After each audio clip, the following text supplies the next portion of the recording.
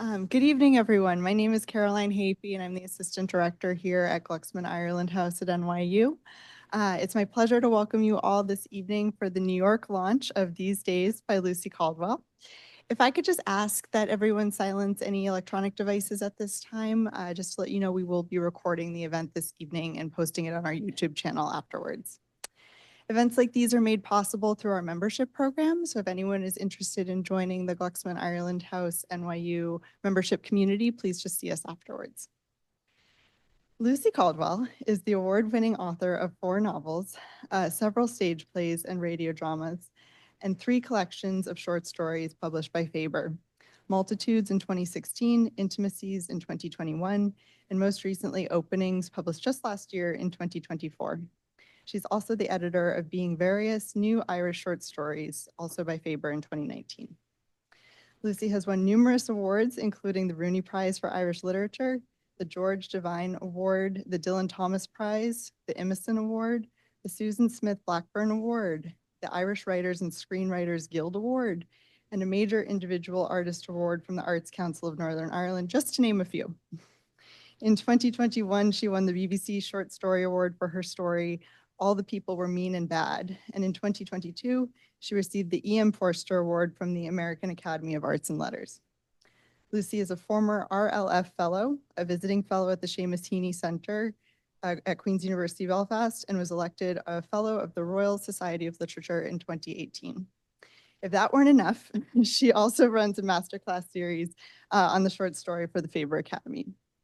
Her most recent novel, These Days, The Reason We're All Here Tonight, won the Walter Scott Prize for Historical Fiction in 2023. And this gorgeous US edition from Zando and SJP Lit will be available for sale after the conversation. So please, please, please get your copies. It's amazing. I'm a little bit of a super fan.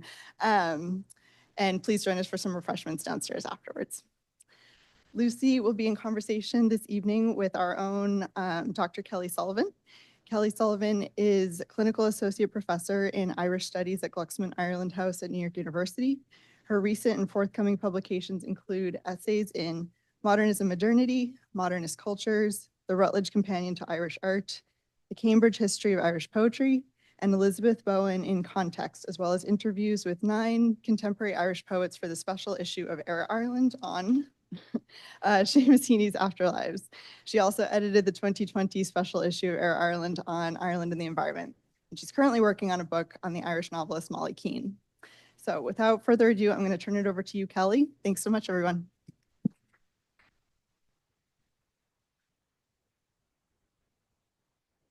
Thank you, Caroline. Can you guys hear me okay?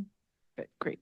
Well, there's lots to talk about with this novel. Thank you so much, Lucy, for joining us. And maybe we could start with the reading, if it's not too abrupt, to move right into it, and then I'll talk to you after that. Thank you so much, Kelly. And first of all, thank you, Caroline, and thank you, Mary Elizabeth, and everyone here who has made this happen. So I'm going to read a section from the very beginning of the novel, so it shouldn't need too much introduction.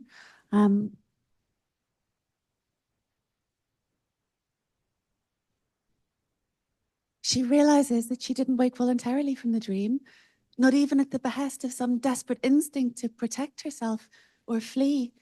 It was something else that jolted her awake. And then she hears it again. The long, roaring whine of a plane flying overhead, unmistakable. The crackle of what must be gunfire, then a dreadful, dull, booming thud. But no sirens, she thinks, have sounded. She finds a switch on the lamp, and her head swims in the sudden flood of light. Wincing, she makes out on her wristwatch that it's just after midnight. She gets up, goes to her window, ducks in between the curtains, lifts a corner of the blackout blind. Her bedroom window faces east, in the direction of the shipyard, the docks, and she can see that the whole length of where it should be is ablaze, awash with a leaping red light. She pushes her tangled damp hair off her forehead with the back of her wrist. She can feel her heart, still not quelled from her dream, thumping anew. As she watches, tries to make sense of what she's seeing, there is another burst of gunfire, another bright flare. A few seconds later, another great juddering thud. "Mother," she says, And the word is a scratch in her mouth. Mother, she says, this time louder. Father, Mother, Audrey, Paul. She's shouting now, stumbling back through the room, bumping her shins on the corner of the bed. Wake up, everybody. A moment later, as if her cry has woken them too, the sirens sound. That unearthly wail of them, rising and falling, near and far and near, an ancient keening which seems to scoop something from the very pit of your stomach. Footsteps, voices calling, doors opening, the rest of the family coming out onto the landing. Audrey in her nightgown, hair tumbled round her shoulders, hopping as she tries to pull on socks. Paul, bleary-eyed in his flannel pajamas. Mother in her hairnet, tying the cord of her pale wincey dressing gown. Father's normally slicked and parted hair awry, shouting for Mother to help find his spectacles, already shouting out about gas masks too, getting under the stairs. Now, for heaven's sake, hurry up. It's happening, Audrey says, her voice thin against the sirens. Is it really? Is it happening? Thank you.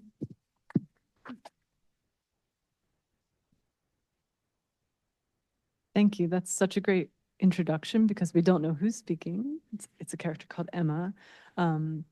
You've probably gathered, if you didn't read the back of the novel already, that it's set during the Second World War and during an air raid.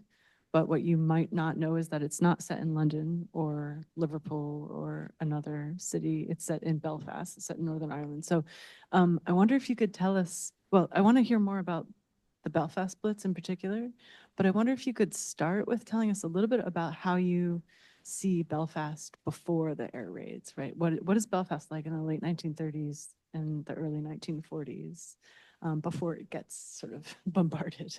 That's such a good question. Well, for my characters, the novel starts off following two sisters who are living in the east of the city. And then it expands to take in their mother. And then it expands to take in all the different characters that their lives touch, that maybe their lives wouldn't have touched, but for the war.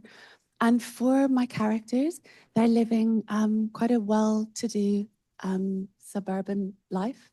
Their father is a doctor. And Emma, the sister that we've just heard from, is very unhappy, but she doesn't know why. She feels she doesn't know what she wants to do with her life. She's not comfortable in her own skin. She's constantly at loggerheads with her mother. She's cross at the way her mother can express her disapproval through the angle of her knitting needles. You know, everything, they rub each other up the wrong way. And Emma doesn't really know what she's doing. Her elder sister, Audrey, is flighty and impulsive and is engaged to be married to a doctor. So she feels that her life is going along a very good track. It's predetermined groove. And their mother is, from the outside, she's got everything. She is married to a doctor. She has this house. She has these two daughters and she's got a son. But there's a deep part of her that's missing. And that part of her, we find out in the novel, she lost the love of her life at the Somme.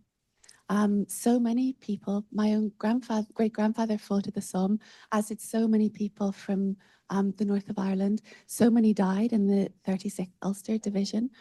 And so there was a whole generation of women and girls who lost, as Florence says, you know, there's no one who didn't lose anyone, and there's no point talking about it, you just move on.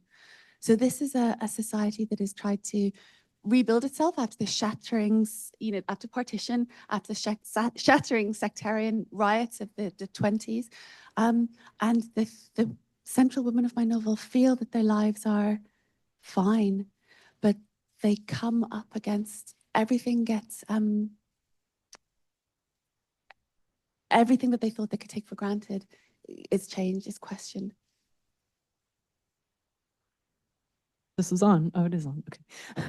I'm wondering if the characters came to you first, or did you know you wanted to write about Belfast during the Blitz, and then the characters kind of came out of that atmosphere or that time period, or what was the? Yeah, it's a funny one. I mean, you're such a great Bowen scholar, and it was actually Elizabeth Bowen felt a bit of a guiding light for this because Elizabeth Bowen is one of my favorite writers. And I love so many of those great writers, the real stylists, you know, Virginia Woolf and Elizabeth Bowen and Rosamund Lehman and Louis MacNeice and Henry Green and Graham Greene. And they were all great writers of the London Blitz. You know, they all lived in London throughout the Blitz and wrote about it. And when my son was very little, he was obsessed with this children's book. I don't know if you had it over in the States, but it's by Janet and Alan Alberg, and it's called Peepo. And it's a little children's board book that's the day in the life of a baby. It opens, you know, here's a little baby, 1, 2, 3, stands in his cot. What does he see? And you look through a little hole in the book. And it's a very sweet book, but it's very moving because it tells this little baby's a day in his life, but against the backdrop of the London Blitz. And my son was obsessed with this book. I read it to him every night for months. And we were living at the time in an area of the London Docklands that had been really heavily bombed by the London Blitz. And I used to read it to him thinking how curious it was that in the warehouse we were living in, we would have survived everything that the London Blitz had to throw at us.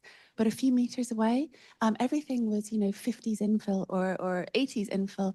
We just wouldn't have survived it. And of course, you don't grow up in the time and the place that I do, which is Belfast and the Troubles, without being so aware of the provisionality of things, the vagaries of chance, you know, being in one building or another, or going into town one day or another, or being 5 minutes early or 5 minutes late, or running the way they tell you to, or running the opposite way. So I was thinking about this, and I was thinking about my favorite writers being writers of the London Blitz. And I wrote a short story about the London Blitz. And it's actually published in my collection Openings. So it wasn't published till afterwards, but it came first. And that was a sort of, it's a sort of homage to Bowen, a bit of a pastiche of Heat of the Day. But I loved writing it so much that I thought, I know there was a Belfast Blitz, but I know very, very little about it. And I thought maybe there'll be a short story in this. So I started researching, and soon it became so apparent that there was far more than a short story. And that's when my characters, I actually remember the moment that I got Audrey. Funnily, I'd been researching for months and months and months. And I was walking around Spitalfields Market, close to where we lived in London, and COVID was shutting in. And so I had been speaking with people who'd lived through the Belfast Blitz, and everything, life as we knew it seemed to be suddenly changing. It was one of the last days before lockdown. And I was thinking about this, you know, the provisionality and how people carry on with their lives. And I found myself going into a makeup store and saying, can you, what's the most 1940s lipstick you have? And funnily in that moment, and I bought it, I put on this red lipstick, and in that moment I thought, this is what my character is doing. And I had a sort of glimpse of her that I knew then I could write the novel because I knew I could feel the beating heart of the character. That's a great anecdote because the lipstick does play, you know, there's a scene with the lipstick and it's very, you know, realized. I mean, you really kind of can see Audrey buying this lipstick and kind of then wiping it off before she goes to her job. And she has a job which is important to the kind of, I think, important to her inner being, but she doesn't realize maybe how important it is that she, you know, she has a career, she has things that she's overlooked maybe a little bit. I want to talk more about character, but before we move on to character, I want to ask you just a little bit more about the research process itself. You must have read so much about the Belfast Blitz, but you managed to kind of condense it into this novel to create an atmosphere that feels real. It feels, I can see it. It's so visual. So how did you do that? Well, the first place I went when I started thinking about the Belfast Blitz was fiction, you know, but it almost doesn't exist in fiction.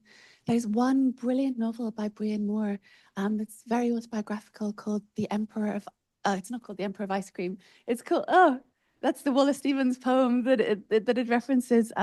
Very autobiographical novel by Brian Moore that I'm going to wake up at 2 a.m. this morning kicking myself. Recently reissued in a beautiful edition by Turnpike Press.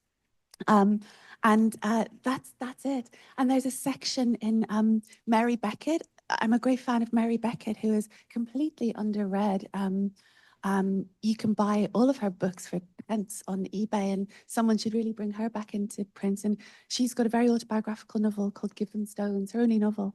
And there's a section where she leaves the sort of inner city Belfast sort of mill all the people working the mills, and she leaves for the duration of the war and watches it from afar. That's it. And then Joan Lingard, the great children's author, has a book called The File on Fraulein Berg about two children. It's set later, like 1944, two children who are convinced that their teacher is a German spy. She turns out to be a Jewish refugee.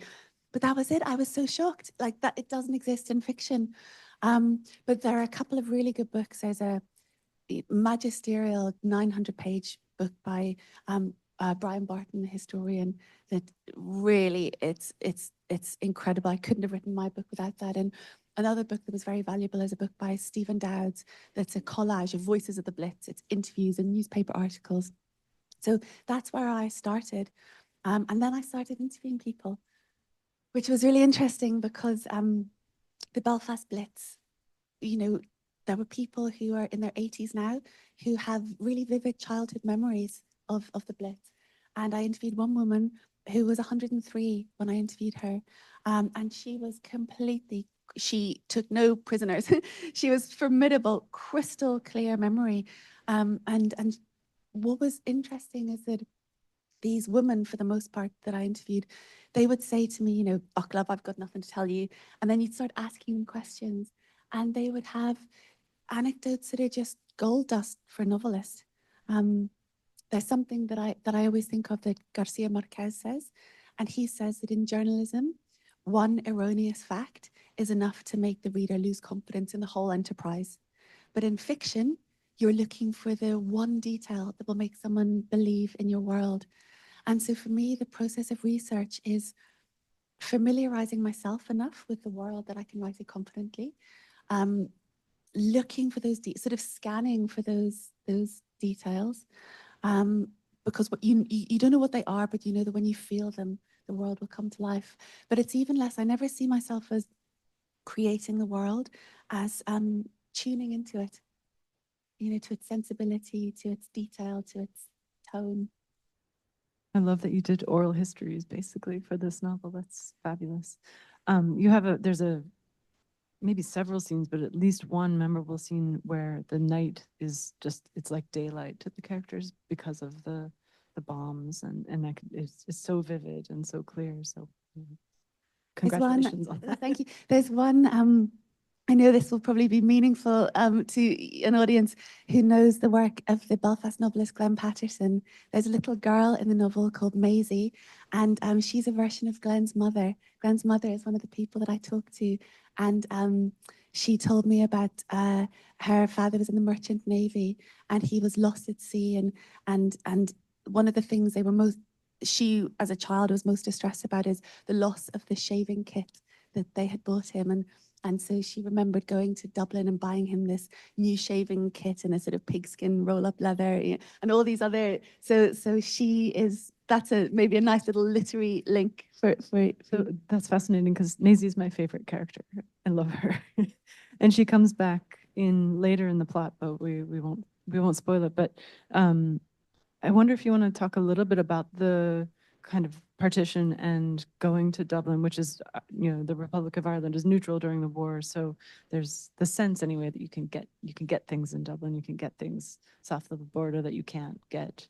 There's not the same kind of restrictions on food and on purchases. But then of course there's having to smuggle things back without declaring it. So Maisie is kind of the perfect character to have. She's 6, I think. So she's very worried about getting caught. But do you want, how was the emergency kind of in your? So Ireland is such a young country during the Second World War. You know, Ireland is a teenager, just barely a teenager. And so Ireland is neutral, which means it meant a lot of interesting things. One of the things that people in the north thought that it meant is that they would be protected by the island's neutrality, which of course was ridiculous because so much of the heavy industry was in the north, you know, the shipbuilding and the airplanes and the rope works, and a lot of the war industry was there. Also, even if there was a blackout in the north, there wasn't a blackout anywhere else in the country, so it was pretty easy for the German planes to navigate. Though in fact, Dublin was bombed as well. By accident, right? By accident, yeah. But Dublin was bombed as well. And I spoke to someone who had been a child at the time of the Dublin bombing. But, you know, there were so many stories I couldn't fit into the book. But I think it was interesting that you could travel down there. And a child's eye point of view is the best thing to illustrate this, you know, going down from a place where there is rationing, though the rationing isn't as severe as it was in London. But you go down and there are no blackouts and sheet glass windows and all of the delights of confectionery and butter and all the rest of the things that you can get there. But there are so many things, you know, we think of when the worst of the raids happened, and the Belfast Blitz was one of the worst blitzes.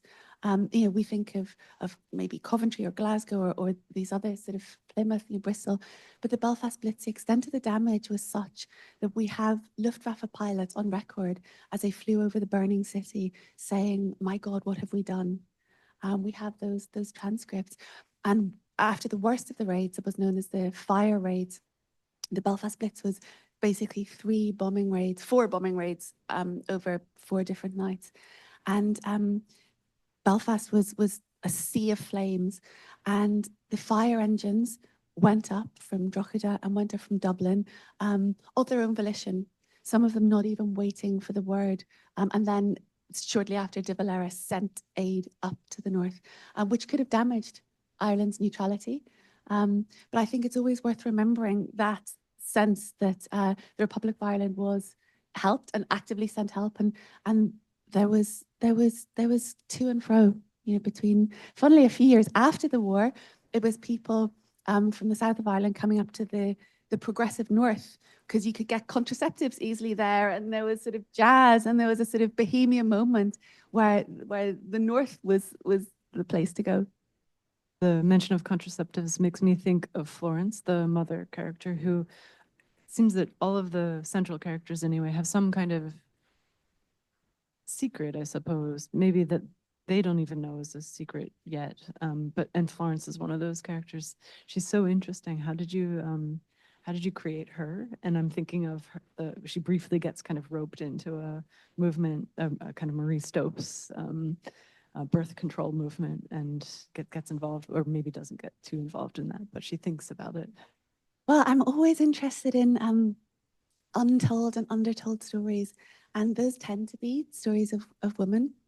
And when I was doing the research, there was a real life character that I absolutely fell in love with, and she walks through the pages of this book under her own name. She's called Doreen Bates, and the first volume of her diaries was published as Diary of a Wartime Affair. And she was a Londoner, a tax officer, and her diaries are so passionate. She's intelligent, she's formidable. She is in love with her married supervisor, and she's in love with him for about a decade. And she tries to break the affair off and can't. And then she decides she wants a baby. And so she just finds a sympathetic gynecologist who will write her a certificate to say that she needs medical absence for gynecological reasons, and she just carries on. She has. So I was so interested in all the assumptions we might make about women from that, you know, that era. And Doreen's a brilliant character because she will write about you know, tax. She will write passionately about love. She will write about trying to find a gynecologist, you know, who has to be a woman who will be sympathetic to her wanting to have a baby out of wedlock and keep her job. And she will talk about it's a very good day because her hair is just greasy enough to be styleable and to hold its style without looking greasy, you know, and she'll say there's another couple of days before she needs to repaint her nails. The chipping isn't too bad yet. So she's so, you know, she's so full of life. And she has a baby. In fact, she has twins. She doesn't realize till she's actually giving birth that she has twins. So I wrote her into the novel under her own name. And then when the manuscript was done, I had to send it to her estate to ask for permission, you know, or their blessing. I had no idea who the estate was. I just sent it to Penguin. And I had this letter back from the twins, from the baby she's pregnant with in my novel. And they gave me their blessing to use her as a character. And then I helped them edit and publish the second volume of her diaries just last year. That's Diary of a Single Mother, because she went on and she raised these 2 babies without shame as a single mother in wartime London, and she kept her job. She was so good at her job, you know, she should have had to leave her job, but she didn't. And both of those children went on to be, one of them is a professor, retired now, obviously, but a professor of neuropathology at Oxford. Another is a professor at LSE. And they say that because their mother was such a strong and formidable character, she would not accept to be shamed by society for her choices. And so they were able to grow up free of shame. And Mary Stopes was another. I found out that another character who also deserves a novel of her own is called Moya Woodside. She is a cameo in the novel, but she was a women's rights campaigner who brought Mary Stopes to lunch, many lunches in Belfast in the 1930s and early 40s to meet women. And Moya Woodside furiously wrote all these pamphlets about contraception. And she said that contraception was, women's access to contraception was essential, not just, this is the kind of radical thing, not just because it allowed them birth control, but if women didn't have to worry about getting pregnant, they could start to enjoy sex, and that would revolutionize society. And you think, you know, anything that you might think about women in the 30s, I love that here we have these radical figures who are talking about things that feel, you know, we're still having some of those same old debates about women's rights and women's access to, you know, contraceptive and other services. And here we have characters doing very unexpected things. I love that Doreen was a real character and that you had helped edit the second volume of her diaries. That's fascinating. I'm going to have to go read that now. She also acts as something of a foil for Audrey. So it's really, as the novel progresses, kind of more and more characters sort of come into it and then step back out of it. So it's almost operatic in that sense, I guess. Audrey sort of learns a lot from Doreen, who's her friend. And she ultimately has to question things that she's never thought were a problem before, sort of her engagement. You know, she's wondering if just the life that's been presented to her as what she should want, what's best, maybe isn't.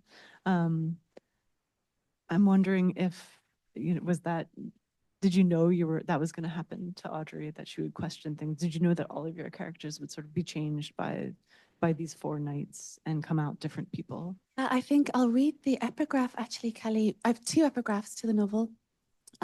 One is from Louis MacNeice, who's probably my favorite poet, and it's from a line from Selva Oscura, and it says, "These days, though lost, will be all your days." And the other epigraph is from some of the private correspondence of Sylvia Townsend Warner, a writer I love. And she says, she's writing to a friend during the Second World War, and she says, "No one feels well or happy just now. No one in wartime can quite escape the illusion that when the war ends, things will snap back to where they were, and that one will be the same age one was when it began and able to go on from where one left off.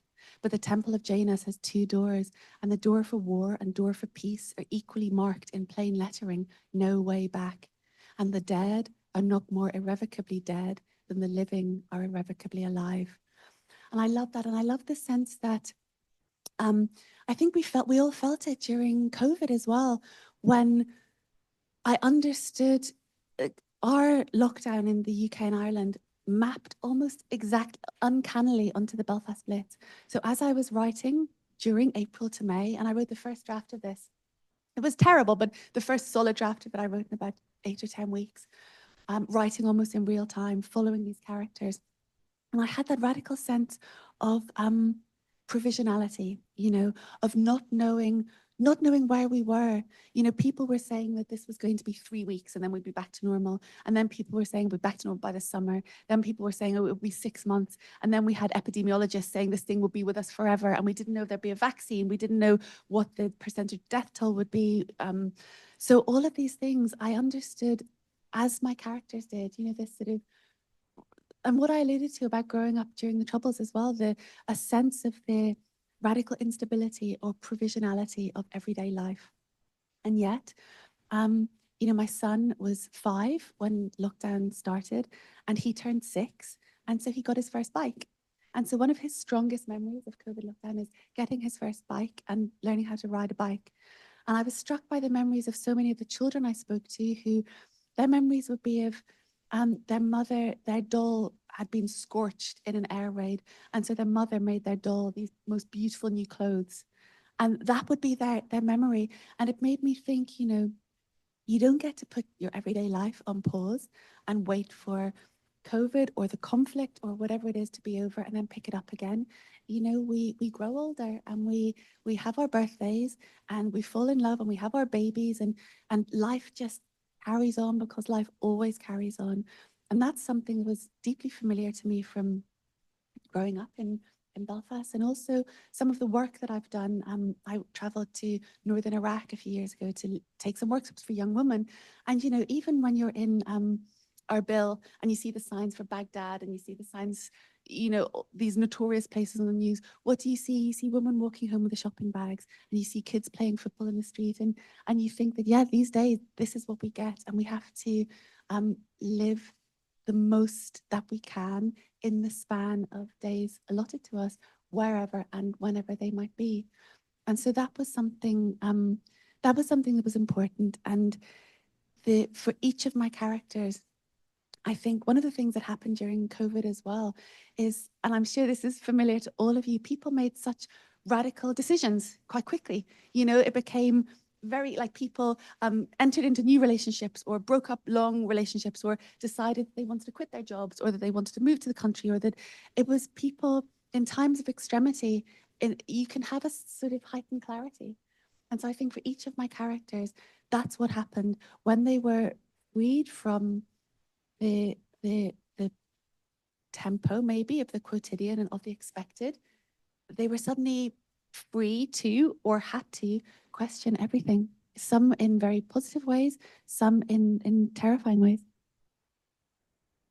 I wonder if we could briefly talk about the idea of loss that is threaded through the novel, and that what you just said is quite, in a way, uplifting. And I think the novel on the whole isn't depressing, but very depressing things happen within it. And there's a huge amount of loss, either through physical architecture of the city, through loss of people you love and care about, or through a sense of lost days, lost time that you're not going to get back. And maybe that brings that realization that you have to live those days. But I think your characters come to that realization through these 4 nights of Blitz, which happen over 2 months, I suppose. So what, do you want to talk a little bit about the loss in the Blitz itself? And maybe it's fascinating that you wrote this during COVID, when everyone, you know, people were experiencing not just individual loss, but also the sense of a kind of social mourning, a collective mourning, I suppose. I think it would have been amoral. It would, if I had just tried to shock with the extent of some of the stories that I uncovered. There's some awful eyewitness descriptions that I discovered. St. George's Market in Belfast, which if you ever visit, it's the place to go on a Saturday morning or Sunday morning, and they will have, you know, musicians or jazz bands or, you know, trad music quartets or singers and food and crafts. And I discovered that had been the morgue. It used to be where the fruit and vegetables were sold. And that had been the morgue for all of the unidentified bodies. So they'd all been laid out there by the Red Cross. And a swimming pool that I learned to swim in as a child had also been used as a temporary morgue. And so you would have, you know, men, a couple of days in, men walking up and down the aisles with watering cans full of disinfectant, sort of sprinkling it, trying to drown out overcome the smell. And you would have people coming in. There was one woman whose testimony I found that was desperately looking for a child who had put on his best, smartest new trousers when the air raid siren sounded. And she was going up and down the aisle saying, you know, he's wearing these trousers. And a lot of the bodies were never identified. And so there were all these harrowing descriptions that, as a novelist, you have to be very careful that you're not being gratuitous, that you're not being prurient, that you're not just trying to shock, because these are real people and real stories, and you have a duty to those, and you need to honor those. And you also need to honor the contract that you have with the reader who has entered this book. And so what it became for me writing the book as I did was plotting a course through these days and these weeks, not trying to stint on the horrors of it and not trying to say, oh, but people are resilient, but yet trying to show the immense resilience and fortitude of people in even very difficult circumstances. And that was the thing that I did hear again and again from the people that I talked to. And then on the day that the novel was published, I happened to be in Berlin for the very first time. I was in East Berlin, and I was reading just off Alexanderplatz. And we woke that morning to the news that Russia had invaded Ukraine. And so suddenly, all these images, there's a passage in the book that describes all the people who were fleeing the city. They'd been bombed out of the city, and the animals, and they were just fleeing for the hillside. And they were known as the ditchers, because they would find a ditch to sleep in overnight, and then they would go walk back into the city in the morning. And so I was weaving those stories in, which suddenly felt, yeah, of course, you're not ever writing a historical novel. This has sorts of contemporary resonance that you couldn't have imagined when you were writing a novel. So you have a duty to, in a strange way, you have a duty to that as well, I think. You think of an event we had here a couple of nights ago, last week, with Tom Trucks talking about letters he found and published from the siege of Limerick in 1690, and the descriptions of bombings sound just like an air raid during the London Blitz or the Belfast Blitz, sound just like bombs in other cities today. Do you want to read another passage for us? I'll read a very short passage. So this passage is towards the end of the book. It's just 2 pages. It's pretty self-contained. Some of the best advice I ever had about writing came from the theatre director, Ian Rickson. And he said, you can never have a character who exists just for the purpose of delivering a line to the main character. Or, a character who sort of has a walk-on role. He said, the sign of a good play is that we get the sense that if the angle was tilted slightly, everyone is a main character. And I love that struck such a chord with me, and it resonated with, the reasons that I love Chekhov. And that sense that, there's no such thing as an ordinary life, I think. And we talked about the people's secrets, and it's one of the things that I most love about the job that I have, is that people do offer to you their secrets and their competences, and people tell you things that, maybe they haven't told their lover, or they wouldn't even tell their priest. These depths of stories that people have, I love. And so this character is, in terms of page count, she's a very minor character, but she's one of my favorite characters in the book. And she is a little maid. She's 13. She's the only breadwinner for her whole family. Her father was worked in the docks, and is out of work after a sort of shattering injury. And of course, there's no welfare state, and there are lots of siblings, and she's very proud because she's got this job as a maid in the house, and she's providing for her whole family. Earlier on in the novel, her father, this is a true story actually, that came from the novelist Michael McGee, who many of you will know, brilliant novel debut called Close to Home, published last year. This was his great aunt's true story. She's now died, but there was a story in her family of a man who had a vision before the bombing started of coffins falling from the sky, a coffin for every member of the family. And so he got a couple of his mates to take off the front door of his house, his little 2-up, 2-down house, and knock nails into this door over the kitchen table to fortify the kitchen table. And then the bombs came, the family sheltered under the kitchen table, and they all survived. And so I used this story, I gave this story to Betty Binks in the novel, and because she survived the first of the raids, she imagines that his fate has marked out some special path for her. But then she dies in the last of the raids. Betty Binks then Gone, along with her dreams of growing taller, her ambitions to take over the running of the big house, to take possession of the hand-me-downs and the excess jars of preserves and veg. Gone her apron and cap and bobby pins, and gone her drawer of sticking plaster strips. Gone the chipped enamel pudding basin that her ma would send them out with for a block of ice cream on a Sunday from the man come round on his trike. Gone the big oak press taking up half the front bedroom, where each of them had slept as babies, snug in the bottom drawer. Gone the knitted swimsuits, saggier by each sister, that her ma had made for the annual day trip to Bangor. Gone her treasures, her Sunday school book for good attendance with its coloured plates, the story of Pegasus, the winged horse who fell from the sky, and her sister Clara's Heidi.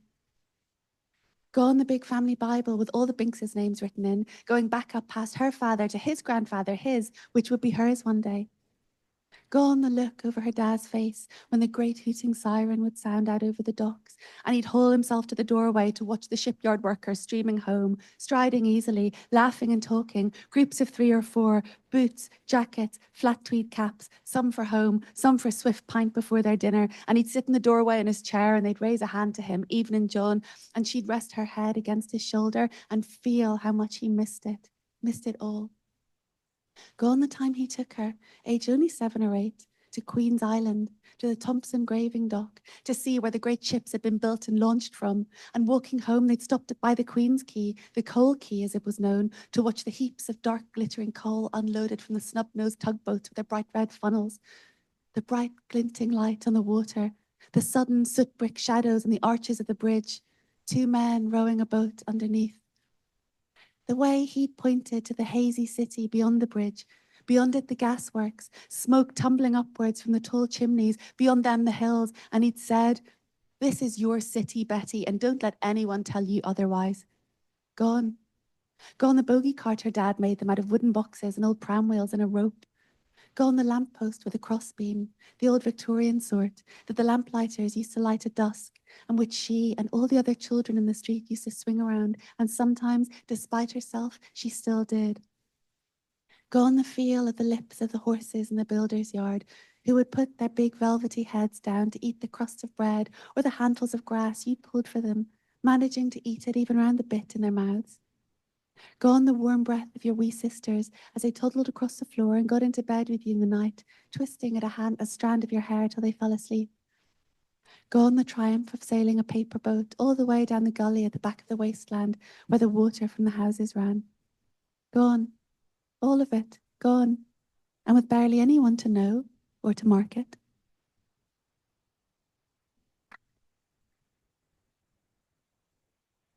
Thank you. I'm sure we have some questions from the audience, so I'm going to relinquish my mic.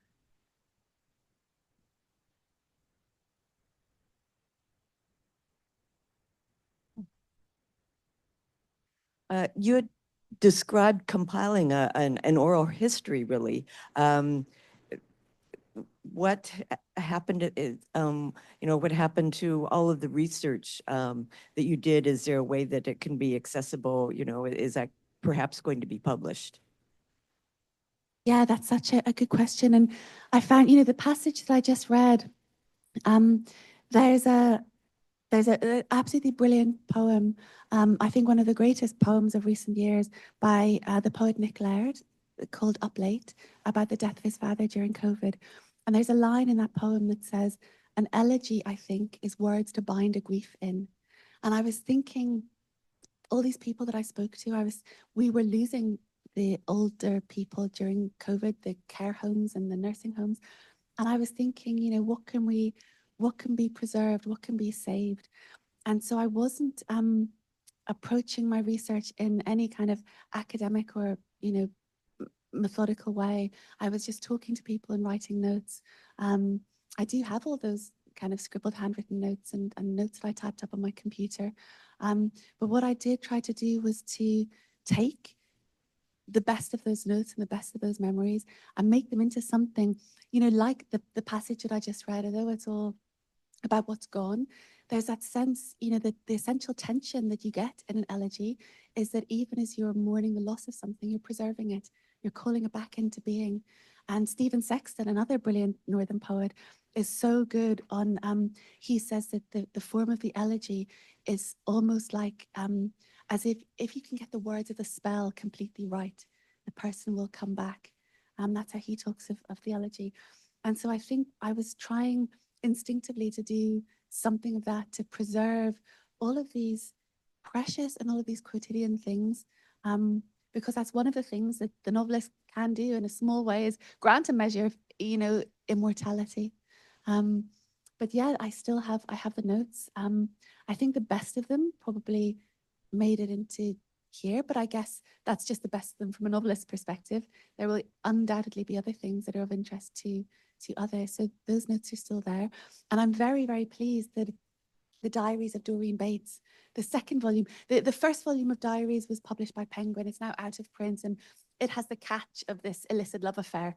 That's how it was marketed. But I find the second volume of Diaries even more sociologically interesting, because you have a single mother raising these two children and working out how to raise children well. And so I'm really pleased that we've managed to get those published, because there they are now, preserved and there forever for people to read.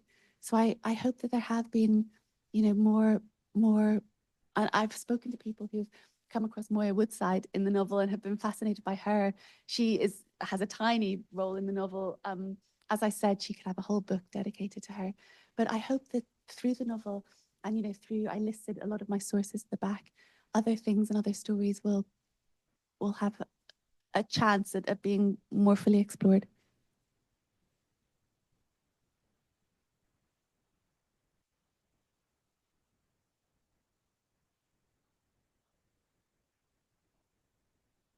There's one writer who I came across, and just in the back here, her book, it's got the brilliant title. It's called A Square Peg, An Ulster Childhood. Elizabeth McCullough, and it's a sort of account of her. She's very fresh, very irreverent, and the book is a memoir written, when she's elderly, but it preserves her teenage diaries from 2 years, one of which happened to be 1941. So that was just a godsend. And a really funny thing was, I discovered that she had dancing lessons in exactly the same place that I did, with the same dancing teacher. She was called Layla Corrie, and she is described by Elizabeth McCullough as being completely formidable, ramrod stiff back, scarlet nails like Cruella de Vil. And I was reading thinking, I can't believe that all these years later I had dance lessons with exactly the same person. So there were sort of funny connections. But yeah, there was Elizabeth McCullough, and yeah, a couple, I guess, because I wasn't when I started exploring, I wasn't setting out to research as an academic might. I wasn't doing it in a systematic way. I was just talking to people that I knew, and especially writers, to say, do you have any family members who might have interesting stories, and kind of just following leads that way.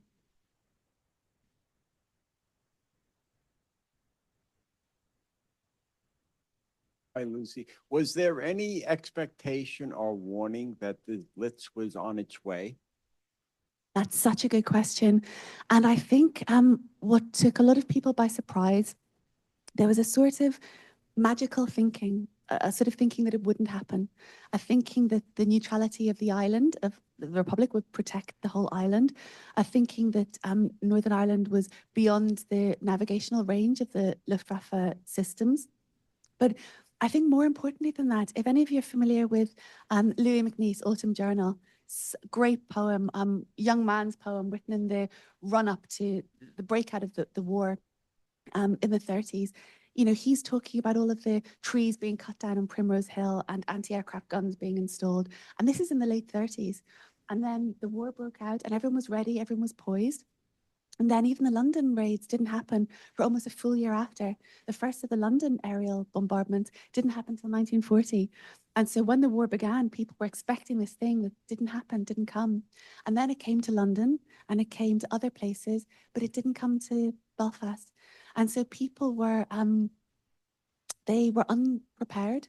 There were, Brian Moore was a volunteer ARP guard, and he was kind of laughed at. He was a bit of a laughing stock, his character is in the novel. as was he in real life, doing all of these drills, because people thought, what are you doing that for? It's not going to happen.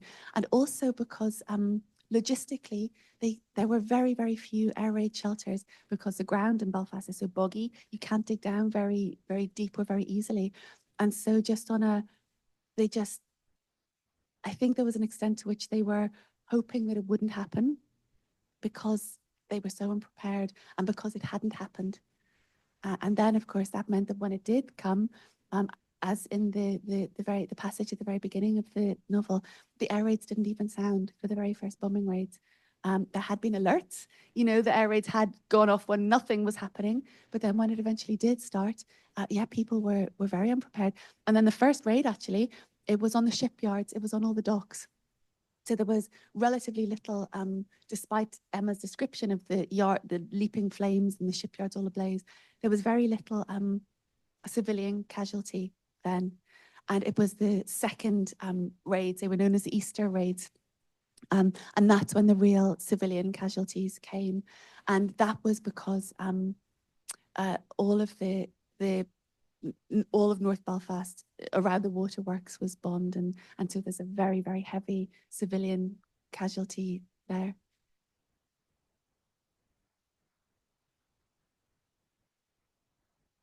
I was wondering, at what point did you realize how the novel would end? Jill Crawford, that's such a writer's question. Thank you. I think I always have a sense, at least I never start writing until I have a sense of what the ending's going to be. And sometimes I don't know literally what's going to happen, but I know the feeling that I want to get to. I can sort of feel or sense the place or the emotion. I think that the ending is so important because that's the thing that continues to reverberate after you finish the novel. And I think it's even more intensely important in a short story.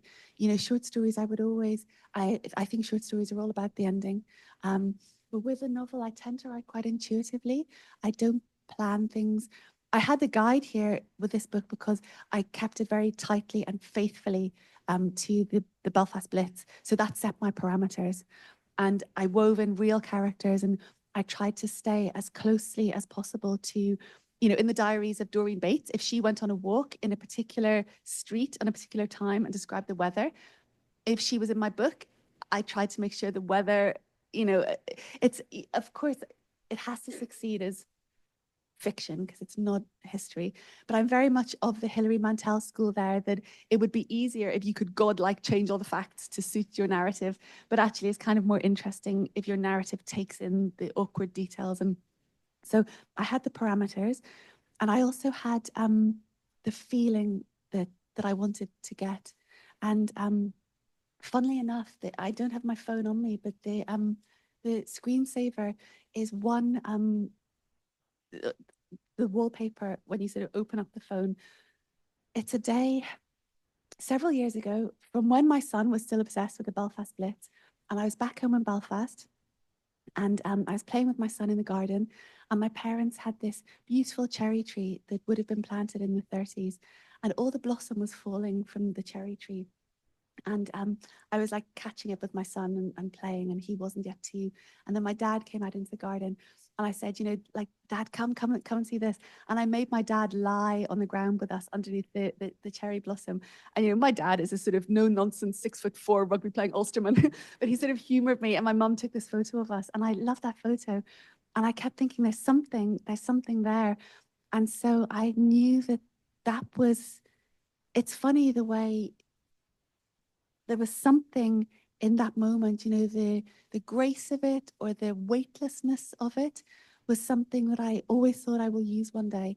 And I use almost exactly that image. That's the closing image of the book. Sorry, I've just spoiled the whole thing for you. I won't tell you who's lying under the cherry tree, the cherry blossom. But yeah, I knew that image was one that I had to get to, but it's one that I knew the novel had to earn. Because if I was getting to a place of, say, momentary peace or momentary weightlessness and characters coming together, I knew that the novel had to earn ending, because that ending is meaningless if it doesn't feel that you've needed to get there. So yeah, it's funny. I think and as you will know, Jill, I always think that the story, the force of the story, is like a magnet. And that Yeats phrase of the rag and bone shop of the heart. I think that all of us, we have all of this like random experience and stuff, and so much of it you have no idea what to do with. And then one of the brilliant things and kind of terrifying things, because you write kind of amorally as well, is that the story is like a magnet, and all these different parts of you, like iron filings, suddenly become charged and suddenly become relevant. And it was really funny that you take this image of, me and my toddler underneath the cherry trees, and suddenly that becomes the guiding image for the end of a completely different novel. That's kind of one of the magical ways I think that fiction works.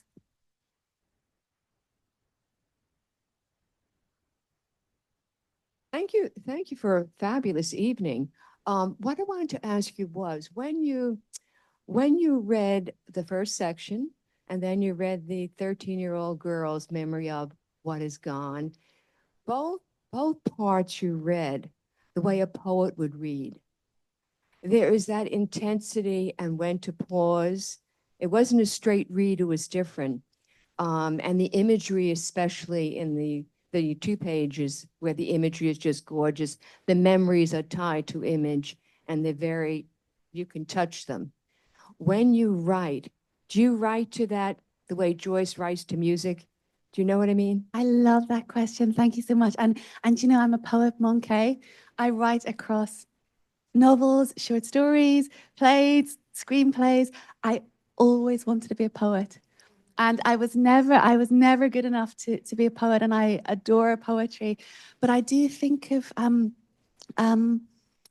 very carefully of the rhythm of words and the sort of feeling of words, and of this sense that you're trying to convey, that I think you do as a poet through a sort of sound sense, and all the stuff that you're conveying through not simply telling it.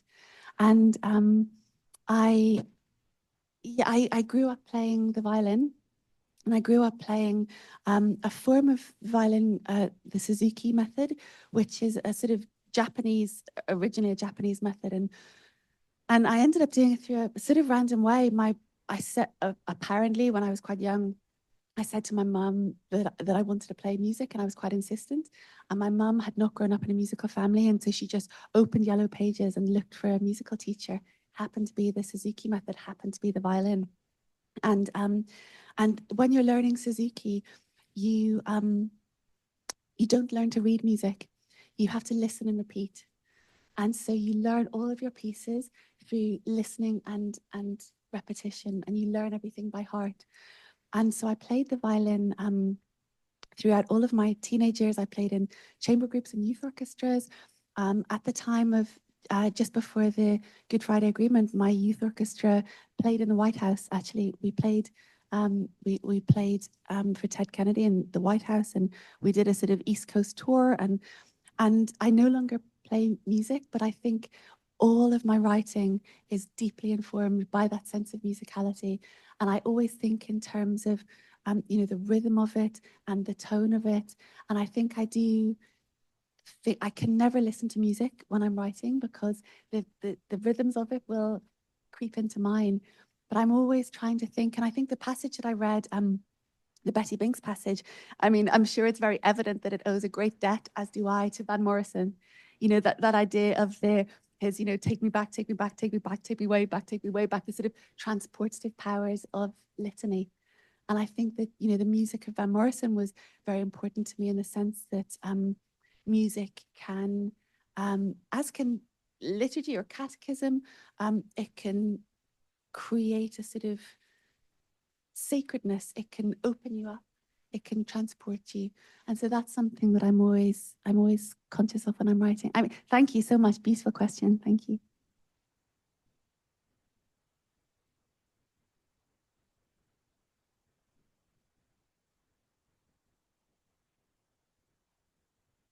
Does anyone have one last burning question? I was hoping you could talk about the character of Sylvia a little bit. Yeah, okay, great. So Sylvia, I'm not the Sylvia's story was given away by the UK edition in the blurb.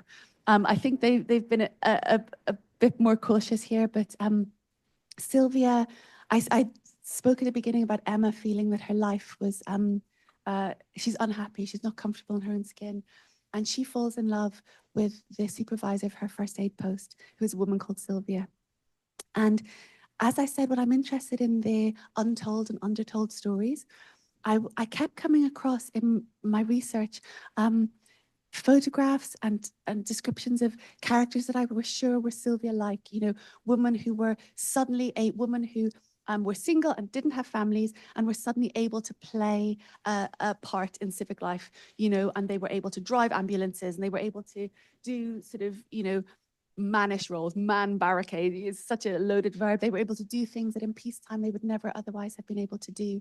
And so Emma falls in love with Sylvia, and I was interested in writing their story of what does it mean when you lose someone and you have no way of acknowledging that loss, because it's a relationship that's not only, you know, not sanctioned by society, but it's something that people maybe don't even have words for.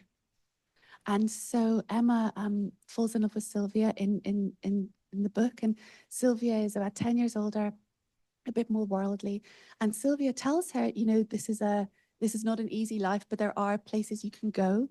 There are the histories that I found of Belfast tended to be male, tended to be gay and male.